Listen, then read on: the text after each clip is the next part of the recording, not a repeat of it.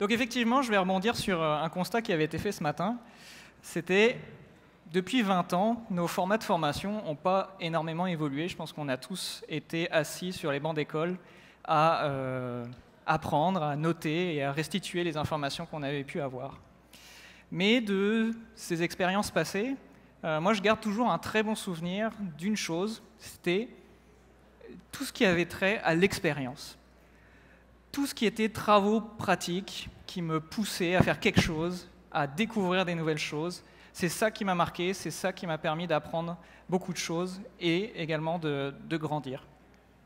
Donc la question que je vais vous poser aujourd'hui, c'est qu'est-ce qu'on attend pour faire vivre, pour faire expérimenter des choses à nos apprenants.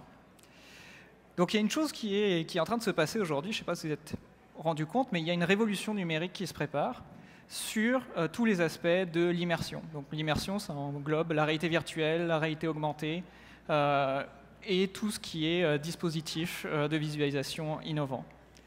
Et ce qu'on n'avait pas encore saisi, donc je vous parle de ces technologies-là, vous allez me dire oui, on a déjà entendu ça, dans les années 2000, on nous avait prédit que ça arriverait. Il y a un facteur aujourd'hui qui est vraiment déterminant et qui va vraiment changer la donne, c'est ça. C'est qu'aujourd'hui, votre TV, votre smartphone, il n'y a plus rien qui vous pousse à les changer. Effectivement, ils gagnent en résolution, ils ont quelques options, mais en gros, il n'y a plus de marché vraiment d'explosion sur l'achat de ces nouvelles technologies-là. Et qu'est-ce que nos fabricants mondiaux ont découvert comme dispositif ? Eh bien, c'est les casques de réalité virtuelle, réalité augmentée. C'est pour ça qu'aujourd'hui, tous les grands manufacturiers électroniques, que ce soit Microsoft, Apple, Samsung, sont dans ces dispositifs-là. Parce que la simple et bonne raison, c'est que dans un avenir proche, qui est beaucoup plus proche que celui qu'on pense, ils vont vouloir nous faire acheter ces systèmes-là. Et malheureusement, ou heureusement, qu'on le veuille ou non, ces systèmes-là, on les aura chez nous sous peu. Et donc là, on arrive à un constat, c'est que, admettons, dans 1 ou 2 ans, on a ce type de système chez nous. Vous allez pouvoir vivre des choses, des expériences, vous projeter dans un nouveau monde. Et vous allez arriver en salle de classe, et là, qu'est-ce qui se passe? Vous avez juste du PowerPoint, des jeux sérieux éventuellement, un peu de tablette, et on va arriver à une dissonance particulièrement inquiétante, c'est que ce que je vais avoir chez moi, ce sera peut-être plus important que ce qu'on va me présenter en entreprise ou en formation. Donc là, ça déjà, c'est vraiment une prise de conscience qui est très importante. C'est qu'on ne va pas pouvoir repousser cette rupture-là pendant indéfiniment. Il va falloir vraiment prendre en compte cette métamorphose et ces nouveaux outils qui apportent vraiment des choses importantes. Donc il ne faut pas être fataliste non plus, parce que ces technologies-là, dès aujourd'hui, elles nous apportent de gros avantages. Parce qu'en fait, donc non seulement le coût a baissé de façon significative depuis les 10 dernières années, quand j'ai fait l'article, c'était encore relativement cher, maintenant c'est clairement abordable. Et associé à ça, en fait, on a la capacité aujourd'hui de générer des données 3D beaucoup plus simplement. Donc c'est tout ce qui est modèle CAD, numérisation, que ce soit dans l'industrie, bâtiment. Même sur Internet, on a la capacité d'acheter des modèles 3D pour 50 pièces. On a la capacité de créer du contenu virtuel très simplement. Et donc, on arrive aujourd'hui à un point où le matériel n'est pas cher, on peut faire du contenu. Et de façon très simple, on va pouvoir utiliser les technologies de l'immersion, donc que ce soit les casques de réalité virtuelle, réalité augmentée, pour, sur un cas vraiment le plus simple qu'on puisse imaginer, c'est-à-dire sortir les apprenants de la salle de classe. Imaginez-vous, vous êtes en formation depuis plusieurs mois, plusieurs années, vous avez toujours connu la même salle de classe, et parfois vous allez peut-être perdre le focus, c'est-à-dire mais au fait pourquoi je fais ça, c'est quoi la finalité de ce que j'apprends? Pouvoir permettre aux gens qui sont formés de se projeter, de s'immerger là où ils vont travailler sur un site de production, dans une centrale d'énergie, dans un avion. Ça va permettre, très simplement, on ne va même pas chercher de scénario de formation, c'est juste de la projection. On va pouvoir remotiver les troupes en se disant « Eh oui, c'est pour ça que j'apprends, c'est pour ça que je travaille ». sortir du cadre de l'école, sortir du cadre de cette salle de formation. Donc, pouvoir se projeter, ça peut être sur des environnements classiques, ça peut être aussi sur des environnements plus dangereux. Donc, typiquement, on peut imaginer des scénarios de formation sur une installation dans une centrale nucléaire, sur des zones dangereuses. On va projeter la personne, ce qui va lui permettre donc non seulement de s'imaginer ce que va être son site de formation, mais aussi mieux préparer son intervention. Grâce à ça, on arrive à réduire sensiblement le stress des futurs opérateurs. L'une des choses aussi qui est intéressante par rapport à cette simulation-là, notamment sur les cas de onboarding, c'est qu'on va pouvoir tester, en tout cas valider la capacité d'une personne à travailler dans l'environnement futur. Il y a un cas qui me vient tout de suite à l'esprit, j'en ai déjà parlé ce matin avec certains d'entre vous, c'est le cas de l'éolien. Aujourd'hui, face à la difficulté de main-d'œuvre, on est obligé d'embaucher des gens hors secteur, donc des gens qui ne sont pas forcément formés au travail éolien. Donc c'est des gens qui viennent de la technique et qu'on embauche et qu'on va dire on va les former par la suite. Ce qu'on peut apercevoir aujourd'hui, c'est que ces gens-là donc, sont embauchés, font la formation, et quand ils doivent arriver sur site, on se rend compte qu'ils ont du vertige ou qu'ils sont claustrophobes. Là, vous me dites, bah, tout le monde est perdant, on a perdu 3 mois, plus les frais de formation. Donc l'idée qu'on avait eue, et qu'on développe aujourd'hui, c'est pourquoi ne pas immerger la personne pendant l'entretien et vérifier qu'elle est apte, tout simplement, à monter à une éolienne. On fait gagner du temps à tout le monde. C'est peu coûteux, j'ai juste une mallette avec un casque, ou autre chose d'ailleurs, et on valide tout de suite que la personne est apte. Voilà des cas très très simples d'utilisation des technologies de l'immersion. Un des autres aspects aussi qui est très impactant dans la formation aujourd'hui, c'est l'accès même aux machines ou au matériel. Je pense que vous avez tous le cas de machines industrielles, de machines de production, sur lesquelles il est très difficile de former des gens sans arrêter la ligne ou sans monopoliser du matériel. J'ai notamment en tête un exemple de fabricants d'hélicoptères qui font des formations permanentes sur les mécaniciens pour les hélicoptères. Et leur gros problème à eux, c'est qu'ils ont des groupes de 15 à 20 personnes toutes les semaines, mais qui sont un hélicoptère.